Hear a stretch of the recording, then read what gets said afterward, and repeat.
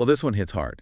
Some pretty compelling material to dig into, especially after the news that broke just last Friday, March 21st, 2025, I believe it was, the passing of George Foreman at the age of 76. Yeah, a huge loss. Big loss. Hmm. It really does make you pause and think when you hear that news.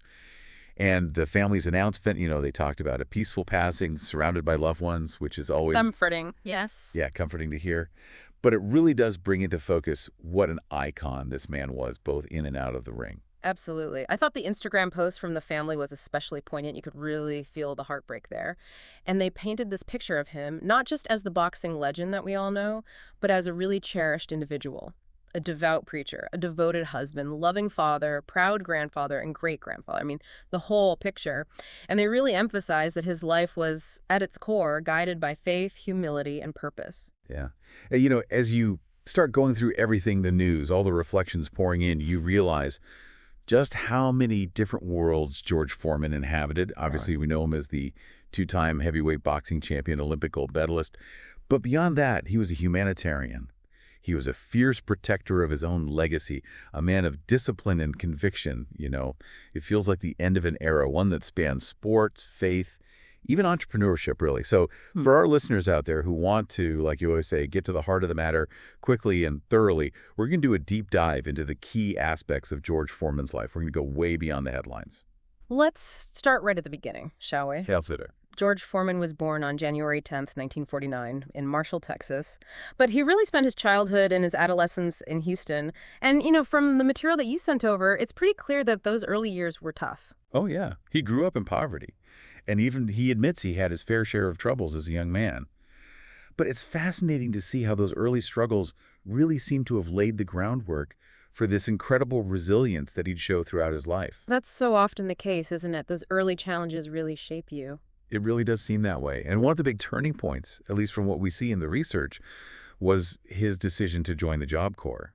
It seems like that was where he not only found opportunity, but also discovered this discipline that comes with boxing. Right. And once he found that discipline, that outlet, his talent, his natural talent for boxing just became undeniable. And his rise was meteoric, really. I mean, by the age of 19, he was already representing the United States at the 1968 Olympics in Mexico City. 19 years old. It's incredible. And what stands out to me from the accounts of that time is that at that young age, on this huge global stage, he didn't just win the gold medal in the heavyweight division, which, as any boxing fan knows, is the most prestigious weight class. Yeah. But he also created this really enduring image by waving a small American flag after his victory. And considering, as some of the sources point out, the social unrest in the U.S. at that time, that gesture, it really resonated. Absolutely. It became symbolic, a powerful image. He did it. And then soon after that Olympic triumph, he goes pro. And it wasn't long before he was at the very top of the boxing world. In 1973, he wins his first world heavyweight title in what was, for many, a shocking upset. A second-round knockout of the previously undefeated Joe Frazier. I mean, that was huge. Talk about a statement. That really solidified the Big George persona, didn't it? Yeah. He was this force of nature in the ring, known for his devastating punching power, and, let's be honest, a pretty intimidating presence. Oh, absolutely. Formidable, to say the least. And then, of course, comes the fight that needs no introduction, the Rumble in the Jungle. 1974 against Muhammad Ali in Zaire. Even people who don't follow boxing know about this one. One of the most iconic moments in sporting history, really. And what I find so interesting, especially from the material you sent, is Ali's strategy, the famous rope-a-dope. It was such a fascinating tactical decision to absorb Foreman's powerful punches, seemingly conserving energy. It really shows you the mental game at play as much as the physical. Oh, for sure. It was a brilliant tactical move by Ali, playing against Foreman's strength. And in the end, Ali reclaimed the heavyweight title, a turning point in both their careers, no doubt. And what came next for Foreman was maybe even more unexpected. In 1977, he retires from boxing. But this wasn't your typical athlete's retirement, was it? Not at all. This was deeply rooted in a spiritual awakening. He became a born-again Christian, and his life took this dramatic turn. He walked away from the world of professional boxing and dedicated himself to ministry. And, he wasn't just dabbling. He founded the Church of the Lord Jesus Christ in Houston and became a really active, really committed preacher, a complete transformation from the Big George we saw in the ring. You really see the different paths life can take. It's incredible. But then, a decade later, something remarkable happens. At the age of 38, George Foreman decides to step back into the ring.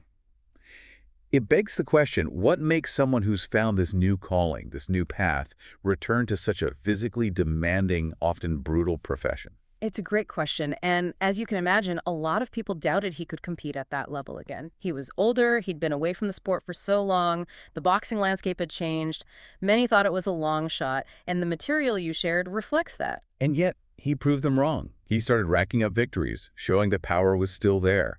And that led to another shot at the heavyweight title in 1994. And this is where things get really interesting. At 45 years old, an age when most boxers are long retired when, George Foreman does the unthinkable. He knocks out Michael Moorer to reclaim the heavyweight championship of the world, 20 years after his first win. 20 years. And what's really incredible about that victory, as highlighted in the research, is that it made him the oldest heavyweight champion in history, a record that still stands. That's just mind-blowing. It speaks volumes about his perseverance, his dedication, and there's a real symbolic element to that fight, too, wasn't there? Yeah, he wore the same red trunks that he wore when he lost to Ali all those years ago. It was like this full circle moment, a visual representation of his journey. Amazing. So two distinct, incredibly successful phases in his boxing career, but the story doesn't end there, does it? He goes on to become a hugely successful entrepreneur. You say George Foreman, and most people immediately think of the George Foreman Grill. That thing was everywhere in the 90s. Oh, yeah, it was. It's iconic. And the figures surrounding it are staggering. Reportedly, he earned over $200 million from that endorsement alone. Way more than his entire boxing career. It just shows you his ability to connect with a whole different audience. And beyond the grill, he became a TV personality, a motivational speaker, an author.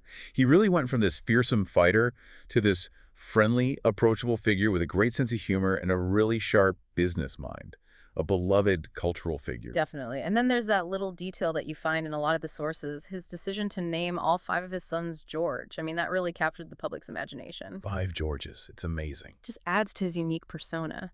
And for those wanting to dive deeper, there's his autobiography by George, and more recently, the 2023 biopic Big George Foreman. Both really help introduce his incredible story to new audiences. So when you step back and think about it, what do you think is the most significant part of his legacy? Beyond the titles, beyond the business success, what really stands out? I think it's that his life story really underscores the importance of faith, the strength of family, and that incredible resilience we keep talking about. He faced adversity, he reinvented himself time and again. I agree. Even in the family statement after his passing, they described him as a protector of his legacy, fighting tirelessly to preserve his good name for his family. I mean, that says it all. It does. And he stayed connected to boxing, too, mentoring young fighters, working as a commentator. He never really left it behind. And he leaves behind his wife, his children, tons of grandchildren, and great-grandchildren. Family was clearly paramount. Absolutely. And the reaction to his passing, as you've probably seen, has been huge. You see tributes from fellow fighters, from athletes across all sports, celebrities, fans. It's clear he touched a lot of lives. When you consider his full impact, you realize he was so much more than just a boxer. He was a comeback king in so many senses of the word, a spiritual leader, a brilliant businessman, and ultimately this symbol of resilience and transformation. It's inspiring. I mean, his ability to reinvent himself at different points in his life is just extraordinary. Troubled youth to Olympic hero, fearsome champion, man of faith, successful entrepreneur. He showed that your life doesn't have to be limited to one path. Right. And one of the most inspiring takeaways, I think, is that it's never too late to start over, to change direction, to fight for something you believe in, something bigger than yourself. So as we kind of synthesize all this information, all these different aspects of his life, what would you say is the core takeaway for someone looking at George Foreman's life and legacy? I think it's that his greatness wasn't just about winning fights. It was about overcoming adversity, embracing change, and using his influence to do good, to uplift others. It's true. His life is this powerful example of how one person can navigate such huge personal and professional transformations and leave a lasting impact across all these different areas. Couldn't have said it better myself. So, thinking about George Foreman's life, with all its unexpected turns and its impact on sports, faith, and entrepreneurship, especially based on the sources you shared with us, think about this. How might his ability to embrace those different chapters, from intimidating fighter to spiritual leader to successful entrepreneur, how might that challenge your own perspectives on reinvention, on finding your own purpose? what unexpected turns in your life might actually hold your greatest potential. It's something to consider for sure. I think you've given everyone a lot to think about today. Thanks for diving into this with me. My pleasure, as always. And to everyone listening, we'll see you next time for another deep dive.